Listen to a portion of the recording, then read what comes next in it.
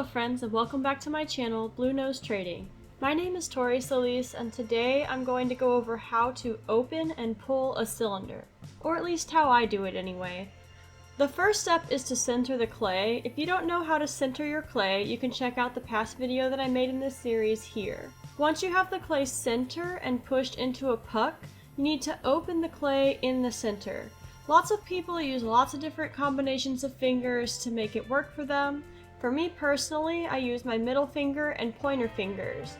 I hold a sponge in my hand to release water as needed to keep the clay wet enough to keep my fingers gliding and not digging into the clay as I open it up.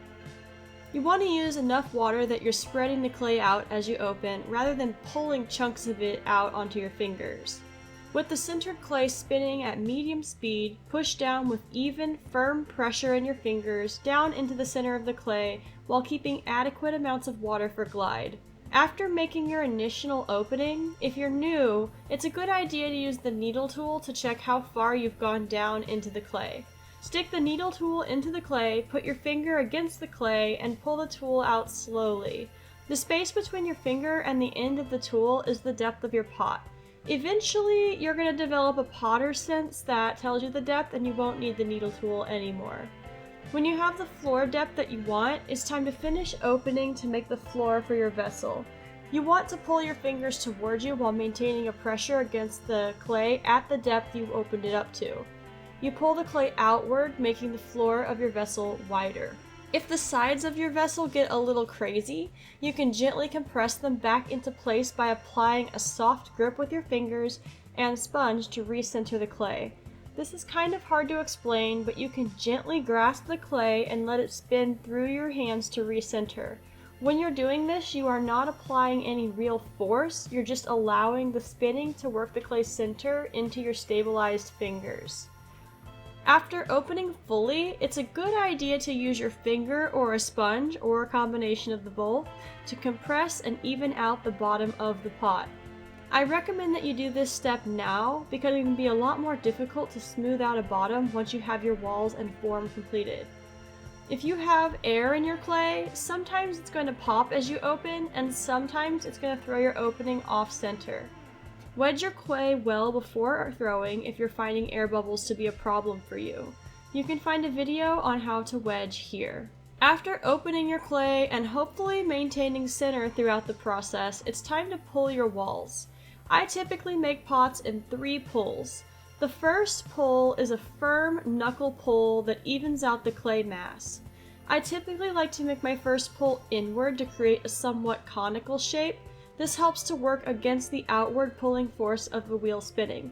Depending on what you're making, the direction you pull might be different. In this example, I'm going to be making a simple cylinder, so I'm aiming to keep my form straight.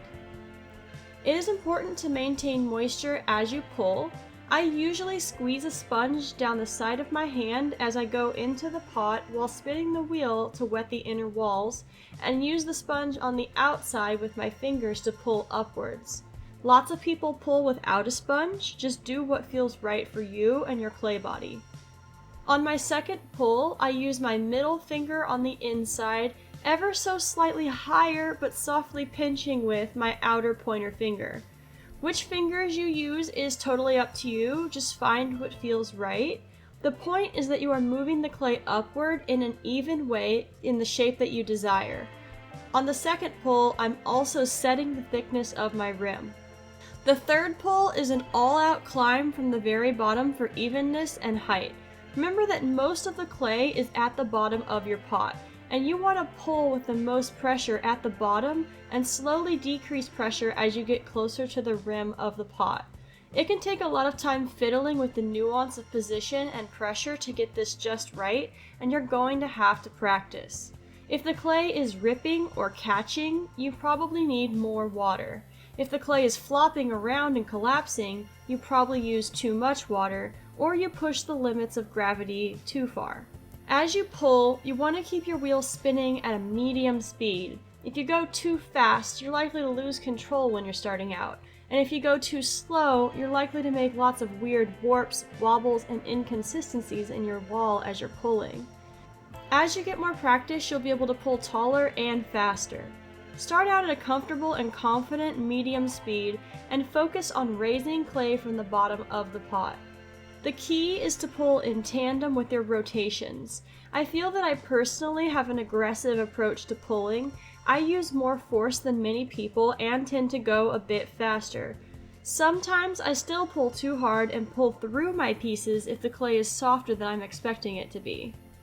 A lot of your personal journey learning to throw is also going to depend on your relationship with your clay body, and you're going to find that you adapt in unique ways to fit the temperament of the clay that you're working with. These aren't things that you're likely going to notice unless you switch clay bodies suddenly. Going from a groggy red stoneware to a porcelain is going to be a totally different throwing experience, and it might throw you off at first.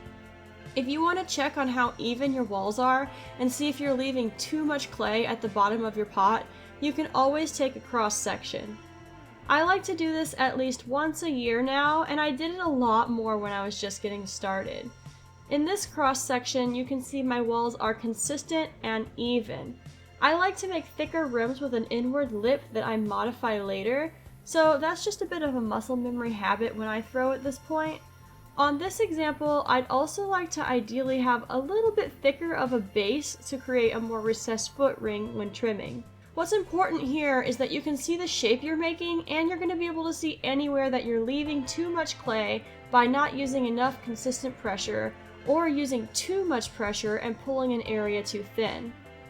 And that's pretty much it. This can be a challenging craft to learn. I suggest you watch as many different potters who share their process videos like this one, and above all, keep practicing. Eventually, you will find your own way in the clay. Thank you so much for tuning in this week. If you'd like to buy any of my pots, you can check out my website, bluenosetrading.com. If you'd like to support my channel and get early video access, you can become a channel member here on YouTube. Remember that you have great ideas that are worth exploring, drink plenty of water, and I will see y'all in the next video.